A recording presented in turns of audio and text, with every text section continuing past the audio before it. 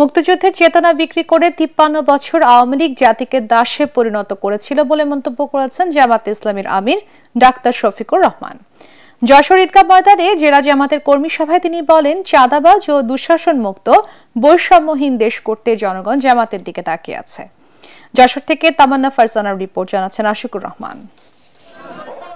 যশোর জেলা জামায়াতের আমির অধ্যাপক গোলাম রাসূলের সভাপতিত্বে কর্মী সম্মেলনে প্রধান অতিথি ছিলেন দলের আমির ডাক্তার শফিকুর রহমান। সকালে যশোর ঈদগাহ ময়দানে অনুষ্ঠিত সম্মেলনে তিনি বলেন, ন্যায় ও ইনসাফের বাংলাদেশ গড়তে চায় জামায়াত। ক্ষমতা নয়, সুশাসনের জন্য দেশবাসীর ভালোবাসা ও সমর্থন চান বলেও জানান তিনি। আমরা আপনাদের একটু ভালোবাসার কান ধরব, আপনারা যেন আমাদেরকে একটু ভালোবাসা উপহার দেন। নাম্বার 2, ভালোবাসার সাথে আপনাদের জন্য একটু সমর্থন এবং সহযোগিতা পাই। নাম্বার 3, জাতীয় চ্যালেঞ্জ মোকাবিলায় আপনাদেরকে যেন আমরা আমাদের পাশে পাই। নাম্বার 4, এই জাতিকে বদলে দেওয়ার জন্য আপনাদের অন্তরে যেন আমাদের জন্য একটা জায়গা পায়।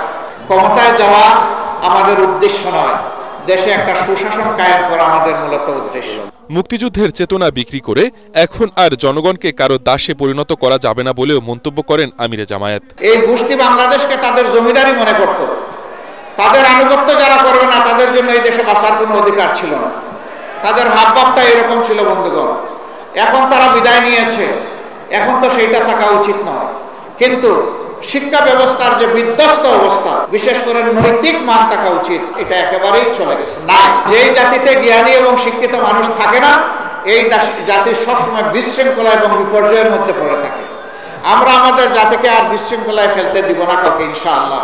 কর্মী সম্মেলনে অন্যান্যের মধ্যে বক্তব্য রাখেন কেন্দ্রীয় নির্বাহী পরিষদের সদস্য মোবারক হোসেন ও কেন্দ্রীয় মজলিসে শুরা সদস্য মাওলানা আজিজুর রহমান সহ আরো অনেকে।